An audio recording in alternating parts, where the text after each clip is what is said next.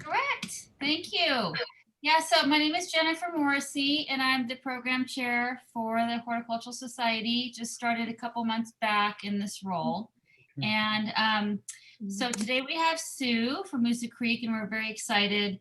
We were planning on having Sue earlier in the year, but everyone's plans changed. And so here we are in October, and finally can have Sue here just in time for native planting season.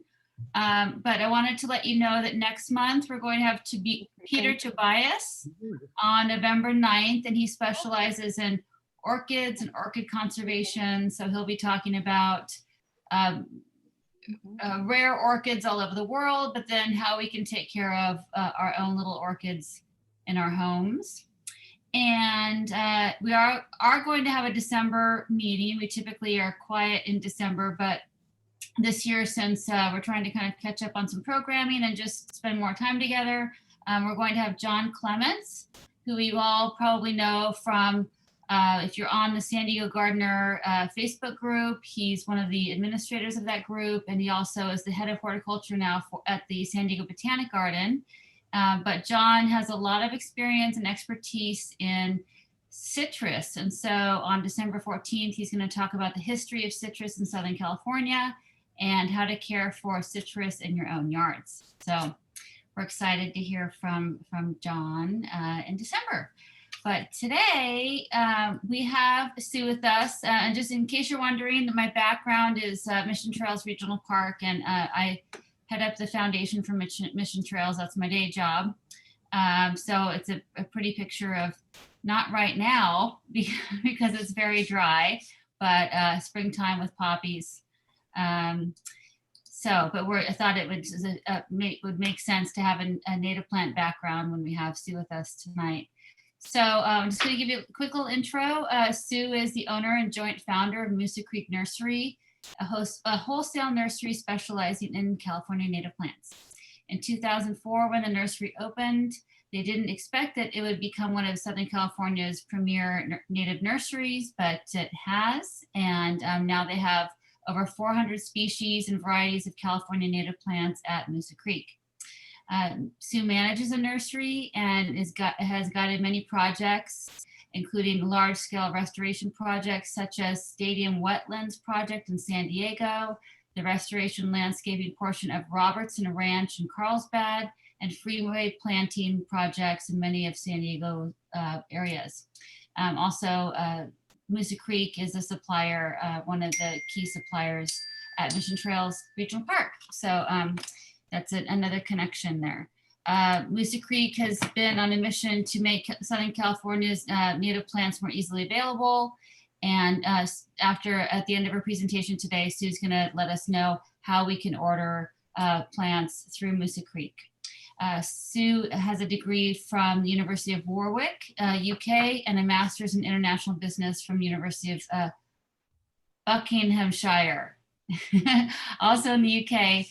Sue has obviously has a background in business and has raised 4 wonderful children with her husband, Hank. And we would like to thank Sue for being with us here tonight, and hand it over to Sue.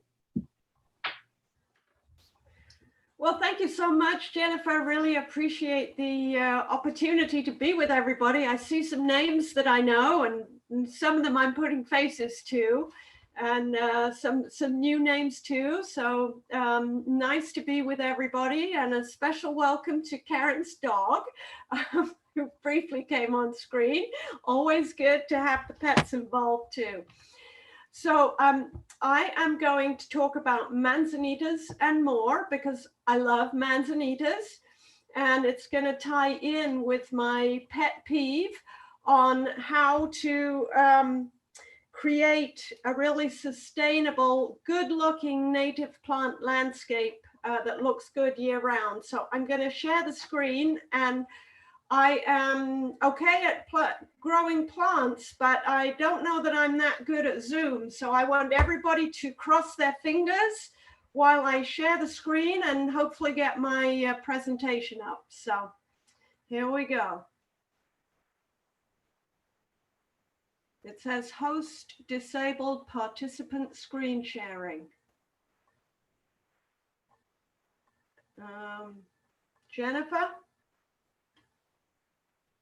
can I share my screen? It's Ken. Ken, you got to unshare yours. Ken. Okay, I think we're good.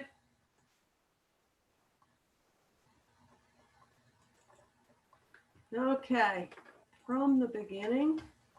Okay, so I think we're onto something here. So Manzanitas and More, how to create structure in your native garden using evergreen shrubs.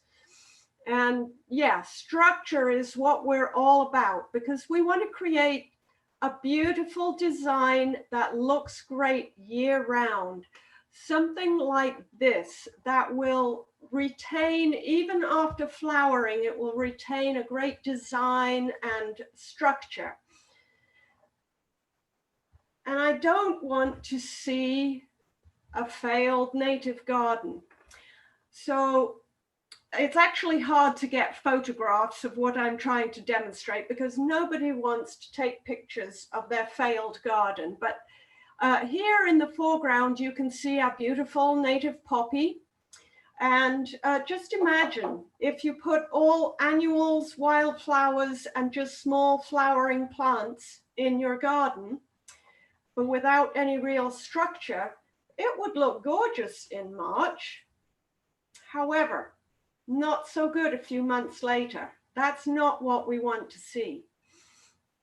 And so what we're going to talk about today is how to create that structure that will give you a real year-round great look.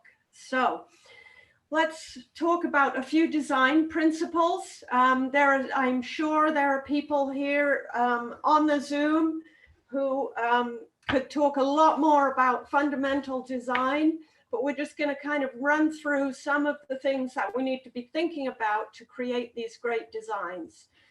So obviously we need to group plants with similar needs. So they need similar watering regimens, similar soil, shade, light, that type of thing. Be thinking of that when you start selecting your plants, that they belong together and that they're suitable for the area. It does not work well when you try to change the soil to suit the one plant that you really want to have in there. Try and choose plants that suit your soil, your aspect, and your temperatures. I like always to go to a garden and create an entrance. And that can be any way, but it tells your visitors, it tells your visitors, thank you, that they're coming into your space, your beautiful space, and it's going to have characteristics of its own that reflect your personality. So creating an entrance can be anything from a couple of containers. It could be a doorway, a gateway, to some trees that just show that you're entering into your special place. And then provide a focal point. It can be a fountain, a bird bath, a seat, a tree, just a nice container, but something that's going to draw the eye through your garden. And don't forget the hardscape. Paths and seating will also help with the whole structure and design of the garden. But now to what I really want to talk about is the use of evergreen shrubs to create what I call a backbone, a framework for your design. It's very important that you have a real good basis of evergreen shrubs that will look fabulous year round. And that's your framework. That is your base design. And then you slide in the flowering plants, the smaller flowering plants at the front to give you a little bit of eye candy. But if it's, I've seen so many times homeowners seeing these beautiful flowering plants, maybe it's a monkey flower, maybe it's a little wild flower or an annual, and they fill their yard up with that because it looks great on the table at the nursery that they go to.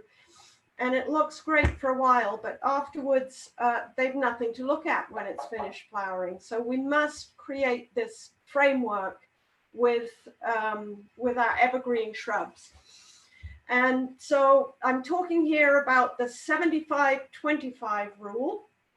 And some people call it the 80-20. Sometimes it's the 70-30. But you get the idea. You're going to use 75% of your space is going to be evergreen shrubs that give you real structure. And then 25% is where you go in for the eye candy, for the little monkey flowers, the poppies, the Penstemon margarita bop, all those cheery flowering plants that after they've flowered will can just kind of hide away, and your eye is taken by the nice big evergreen shrubs. And so we're going to look at some of those shrubs that are available to create this framework. And of course, I'm going to start with Manzanita. And why do I love Manzanita so much? Well, I have to let you into a little bit of a secret, so don't go sharing this with anybody. But I am a terrible gardener. And so I love Manzanitas because they've got great structure, they've got architectural form, they are hardy. They can take frost, hard frost. They can take temperatures over 100 degrees for the most part. There are a couple of ground covers from the Northern California that wouldn't like those 100-degree temperatures. But on the whole, the shrub forms of the Manzanitas are super hardy. You can leave them alone. If you want to prune them up, to open them up, to see the structure of the trunk, you can do so. But they really take no work whatsoever. And so they are ideal for somebody like me. And then, of course, they're not simply an evergreen shrub. They are a flowering shrub, and they flower, white or pink is typical for our Manzanitas, and they flower December, January, and into February. So they're flowering at a time when there's very little else flowering to attract the eye and also attract pollinators. They're buzzing with pollinators in the winter when the flowers are out. And then, of course, they provide their little apples, which is, of course, how they got the name Manzanita, the fruit of the Manzanita tree, which will attract the songbirds. And, of course, also provide perching for songbirds. So I just load my design up with plenty of Manzanitas.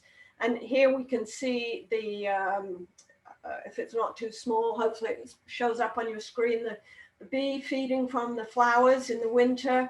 Hummingbirds come also to enjoy it. Gives a nice, this is actually, I believe this is white lanterns. Manzanita gets covered in flowers, small white bell-shaped flowers. And then, of course, there's the iconic trunk, the reddish. Some of them are more to the orange, some of them more to the purple, but that beautiful trunk that is in itself attractive, regardless of the foliage or the flowers. And then you can extend your flowering season with the Manzanitas by selecting those that tend to flower earlier and those that tend to flower later. So, for instance, in my garden, I have the Arctostaphylos sunset. Sunset is one of the first Manzanitas to flower. And then I have the Howard McMinn, one of the last of the flowering Manzanitas. And so it really extends my flower season. So you can really do a lot with a Manzanita. Then going on to some more trees, I love the native cherry trees. The one in the picture is a Catalina cherry, and it actually will do very well inland, surprisingly enough. It naturally, of course, grows on Catalina, the other Channel Islands, and on the coast. but it does very well, for instance, in Valley Center with our cold, frosty winter nights and our very hot summer days. So for a relatively small tree, it's very handleable. It doesn't get too big.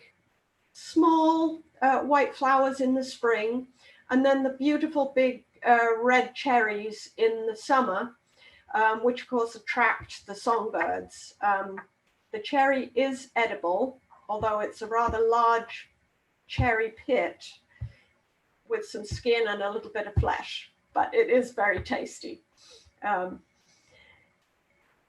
One of the more, I would say, underused shrubs or small trees is our sugar bush.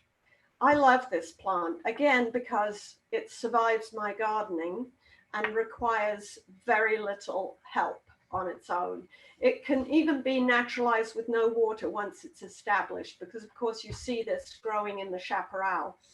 And it can be pruned even to a single trunk, or just opened up to a multi-trunk tree. Gets about 8 to 10 feet, even 12 feet tall by about 10 feet wide. Lovely glossy leaves all year, never looks tired. And then in the winter, it has its little pink buds.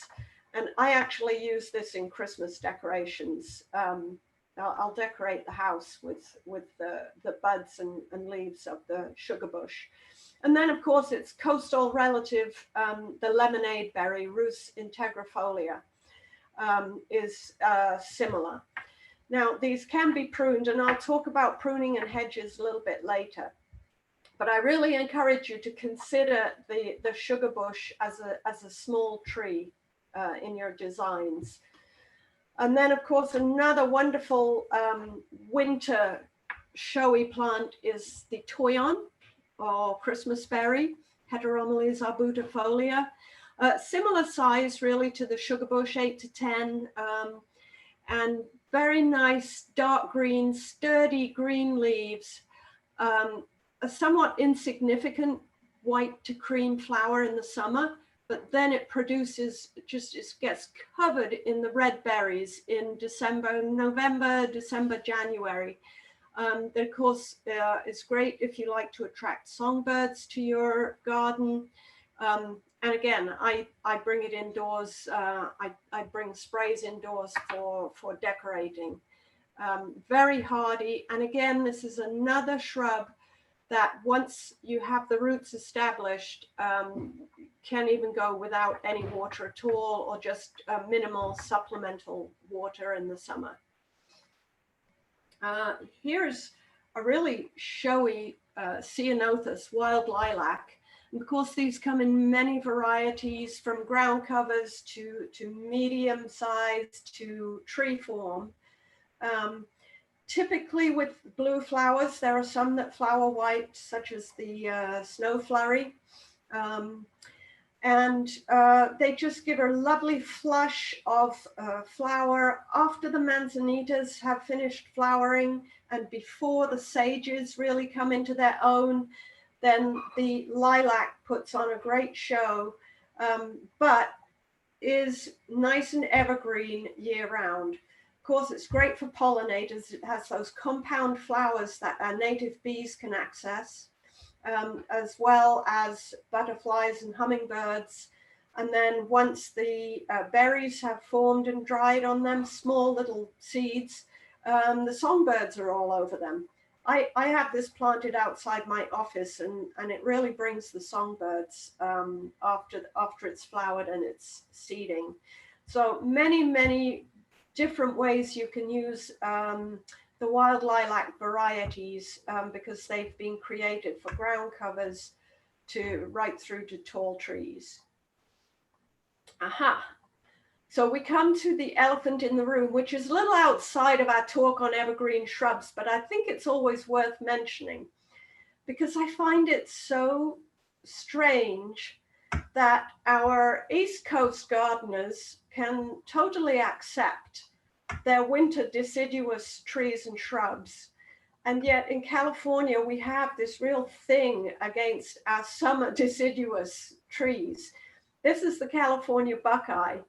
And I just put this here to say, don't be afraid of summer deciduous, because look, this buckeye has a lovely gray bark, and against these granite rocks, it really gives some nice structure, and you can really create a nice look, even with a deciduous, summer deciduous tree. Of course, our natives have evolved to be deciduous mostly in the summer if they're going to drop their leaves, so that they can get through our drought.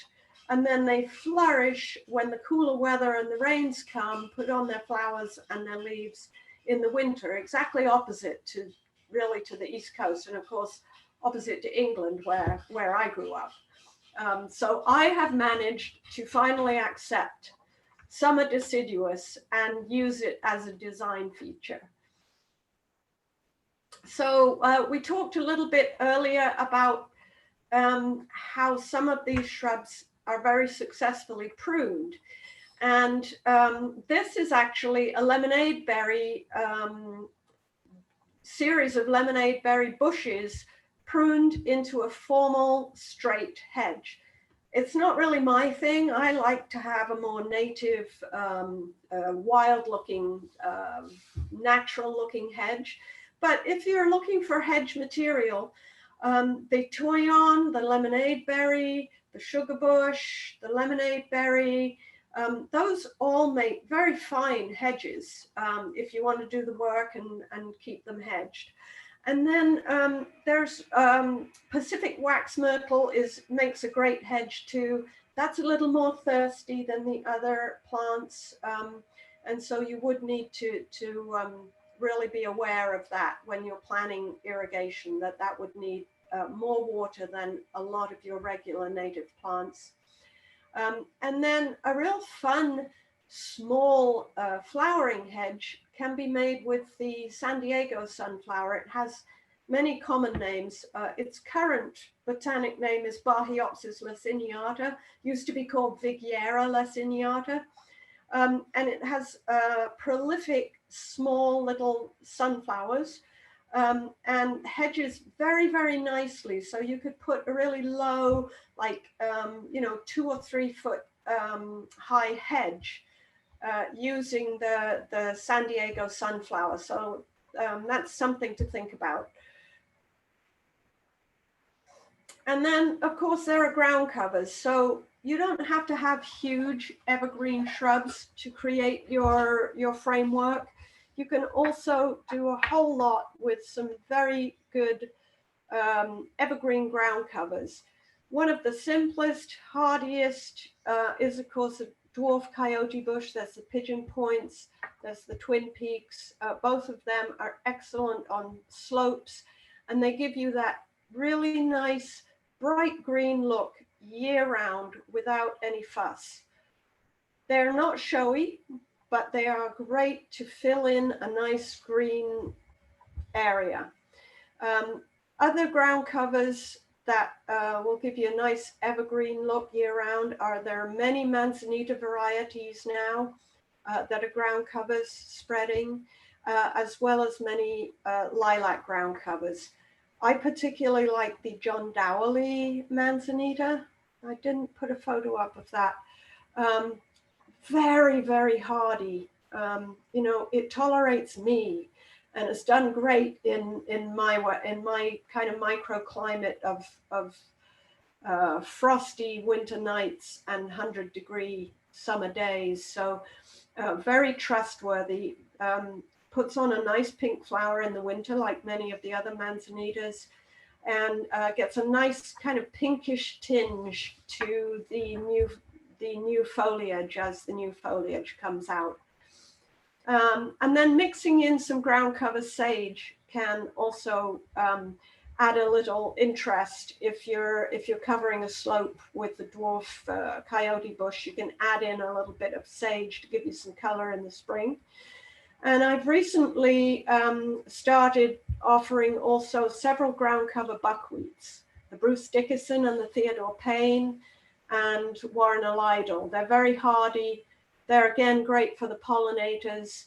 And they have that very California look. Once the flowers, cream-colored flowers are over, they turn that rusty color. Some people love it, some people not so much, but it's that very California look, and they're good hardy ground covers.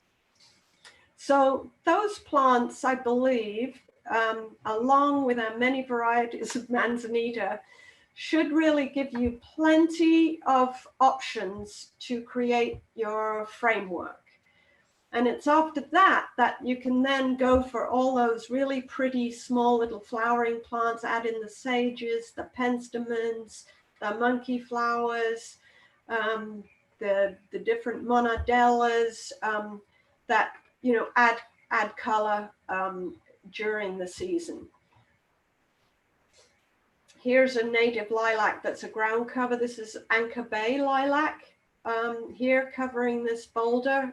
Again, it's a very hardy one that's done very well in my yard. And here's a spreading sage. This one is the Bee's Bliss. I would say that I would use this in the 25% when you're talking about your 75-25, because it can look a little tired in the summer, but absolutely gorgeous in the spring. So you can find out a lot more on some of these websites, and I'm going to be looking at how we can really use, you can really use the Moosa Creek Nursery website to help you with your planning. But there's also a great website, calscape.org. Also calflora.org will show you where plants have been observed growing naturally. So you know, gosh, they grow naturally here. They should survive my garden. And then, of course, there are lots of resources at the Native Plant Society. So how are you going to go about planning your design, planning your plants, and getting your hands on those plants? Gosh, Moosa Creek Nursery is a wholesale nursery. How are we going to do this? Well, you can do this in a multitude of ways. We have a really useful website.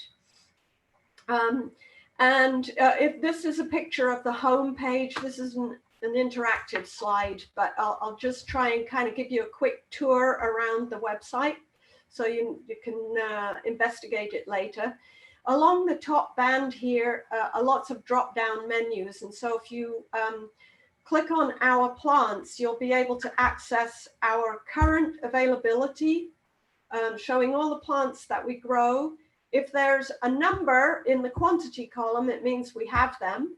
If there's nothing in the quantity column, it means we're probably growing them, but they're not ready. And it will also give you the retail price, the price that you would pay when you pick it up at a retail nursery. So it's all available information. And then Garden Help, that gives you a menu where you can go into our information library. And in there, there's many, many useful lists. Do you want to know what native plants attract certain butterfly larvae? There's a list for that. Do you want to know what native plants feed the butterflies once they're butterflies? There's a list for that. So you can really dig in and find out a lot about native plants and how to use them in your garden there. And then over here on About Moosa Creek, if you click on it, you can get to our blog. And there have been lots of great informative blogs, so you can scroll through that and see what takes your fancy there. So there's lots of information if you dig into the website. So you probably want to get some help with your project. Some of you might need to enlist designers or contractors, and you want to know, do they have any experience with natives? And so we've created a directory online, which you can find by going to Find a Landscape Pro. And if you put in your zip code, it will show you the listing by how close it is to your zip code. And so I encourage you to use the services of people that have had experience with natives. We also, as I mentioned, have a big information library. And in there's also our planting guide. So that's worth reviewing, how to plan and water that first day and how to plant your plants. And then we, unlike a lot of nurseries, we actually post our phone number right here on our homepage. And we're happy to talk to you. Even though we're not going to sell to you directly, we're happy to guide you. This is my great assistant here at Moosa Creek Nursery, Karen Park, and she'll happily help you with advice and check availability for you and really guide you through your project. So you might want to start by searching for plants and doing some research on plants. And you can either go, say, okay, your friend says, oh, I had a wonderful manzanita in my garden called white lanterns. You should get one. And you want to look up about it. You can search it by name in our plant search box right off the home page. But perhaps you don't quite know the name of what you want. And so you can go into the advanced search. And on the left side of that page are many, many different filters. So you can select a plant height, a plant spread, what color the flower might be, when does it bloom, what kind of soil type does it like. There are many different criteria. The more criteria you select, the more the filter will filter out plants. If you only select maybe one thing, then you'll get a really large list come up of suggestions. But it will give you suggestions and you can scroll through and then click and learn more details. And it will tell you what size plant we have it in, the available quantity, the price, and it gives you an option to add to my plant list. So my plant list is a really useful tool on the website. You do need to register as a user to be able to create it. And you actually can see it here on the home page on the left side, my plant list. And this enables you to create specific plant lists. So this one that shows up is front path, could be backyard. You can call it anything you like, and you can create up to 4 different lists. And you can just add plants into that list as you think of them, as you research them. You can go back in and change it. You changed your mind or it's not available, you can go in and change it. But it's very useful to be able to store all the research that you've done as you begin your design. And then when you want to place an order, you can place special orders. So we actually assist homeowners with making plants available through this special order system. And any orders that we receive by the end of day on Monday usually ships that week to a retail garden center close to you. You can either order online on our website. You can call up Karen, who you just met on the prior slide, or you can call one of our nursery partners and just ask them to order it for you. So there's many ways you can do it. On the website, you're going to be able to, I'm just going to skip back here, place a special order. And again, you do need to be a registered user because we need to know what your favorite nursery is and your name and so forth in order to get the right plants to the right person. So when you place a special order, you're going to request that it gets delivered to your favorite nursery, which is one of our nursery partners, and you will have selected that when you registered. And then you can choose your plants either from your plant list that you've previously created, or you can just go in and put the either botanical name or the common name in. Tell us what size you want, how many you want. It will tell you the price. And I just want to make sure that you scroll all the way down and accept and continue to make sure that this goes through. If you have a promotional code, for instance, if you're in the Native Plant Society, you get 10% off your special orders. You put your promotional code in there, that gives you your discount. And you submit it. You'll get an email back saying you've submitted an order, and then you'll get a second email saying, yes, we do have those plants and they will go out on this date to this nursery. And then that nursery will call you and say, we've got your plants. You go and pick them up and you pay for them at the retail nursery. You do not pay us. You do not have to put your credit card online. And if for some reason they're not what you want, you don't like them, you leave them there and we take care of it. So it's a really simple way to get your plants. And we found it's been really helpful for people during the pandemic too. So where are these retail partners for you to pick up those plants? Well, again, you're going to select that when you register. You just put your zip code in and it will come up by distance from your zip code, or you can choose one that's closest to your workspace or whatever. Select the store and that will log into your folder. You don't have to select that every time. It will just come up unless you want to go in and change it. And the prices that come up on our website are the price that you're going to pay at that retail nursery.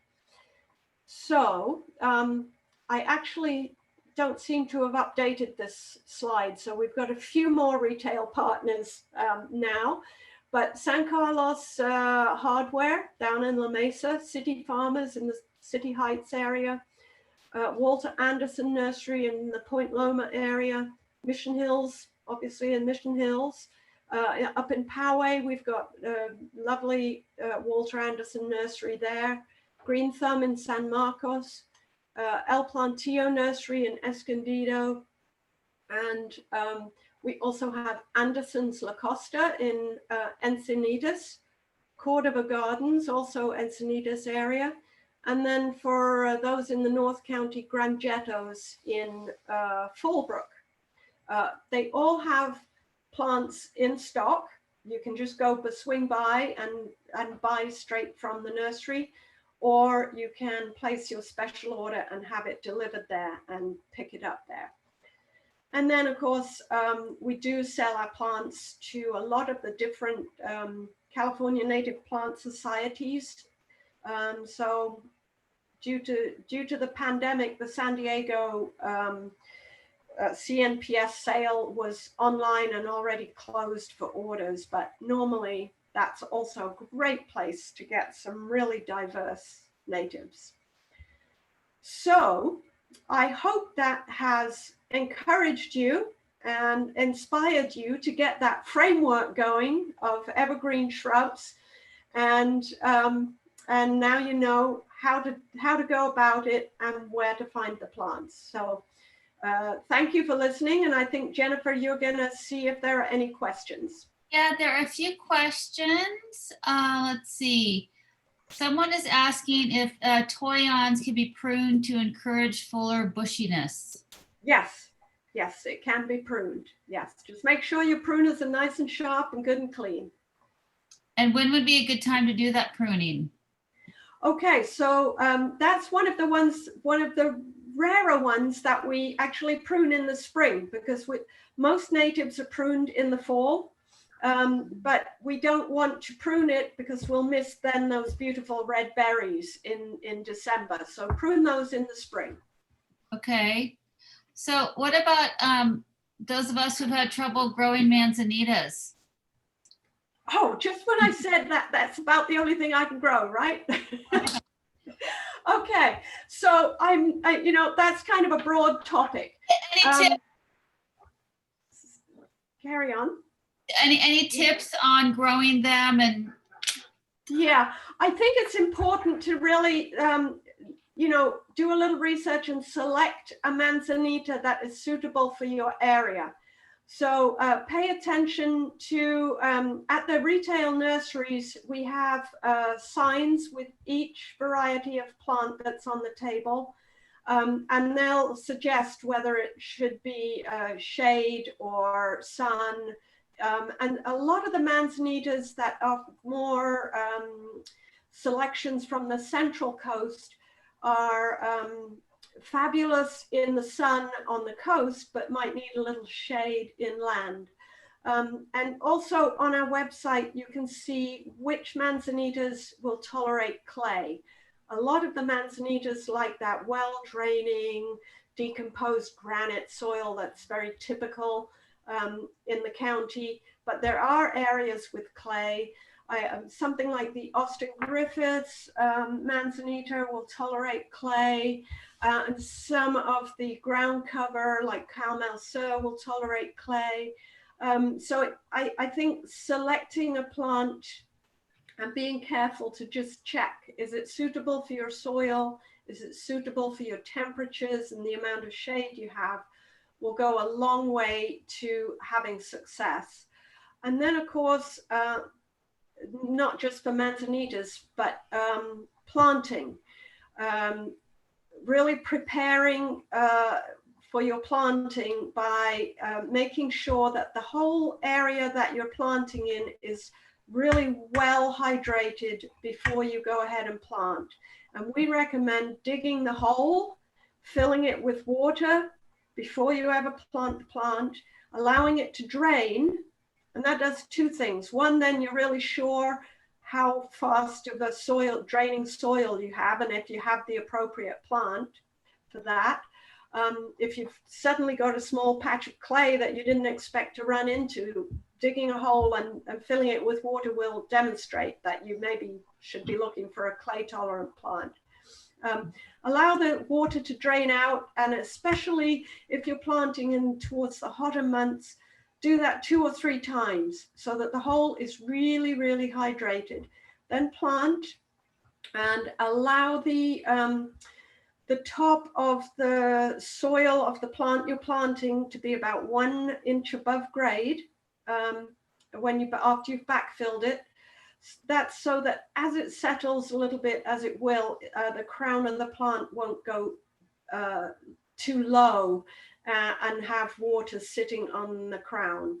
And then, I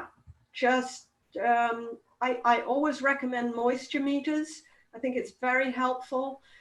We have some handy moisture meters that we can get to you, or there are some more sophisticated ones that you can buy. But everybody's soil is a little bit different in terms of drainage, and weather conditions can change how long of an interval between waterings you really need. And so I really encourage you to use a moisture meter, or even just dig down with your fingers down to the bottom of the root ball. If it's moist, it's not quite time to water. It just has to be slightly damp before you water again. Then water deeply and allow this interval between waterings. So hopefully that will solve some of those problems you've run into. So there are a few more questions. One is, do you only send locale suitable plants to each nursery, or do all of your vendors get the same stock? Oh, no, we vary it. So our coastal nurseries are going to get plants that are suitable for coastal. Some of the plants are perfectly adaptable to both areas, but we certainly try to stock the nurseries with plants appropriate for that area. Mm-hmm. And then another one is, how do grevilleas fit in with manzanitas? You know, I'm not familiar very much with grevilleas because I came straight from England to California and straight into native plants. So I don't know. I'm sure some other participants, I see Jim is here, he might have something to say about grevilleas and how often they need watering. I would suspect they have similar requirements, but someone else would need to kind of weigh in on what the grevilleas need. I grow my grevilleas in the middle of lemonade berries and toyons, and also the the Catalina cherries, and they all need about the same thing. Grevilleas can use a little bit more water, but they don't need it. Anyway, that's just my experience. Sounds like they would be suitable with most of the manzanitas then. Yeah, they also can grow under ukes, which you can't do with a lot of things, but toyon and lemonade berry also grow under ukes well. So, you know, that's why I end up with the three of those together. Yeah, nice. And any last questions, folks? No? Well, Sue, thank you so much. And thank you also for the resource of your website. There's so many ways to learn there, and I'm sure you'll be seeing some orders from San Diego Hort folks. So thank you.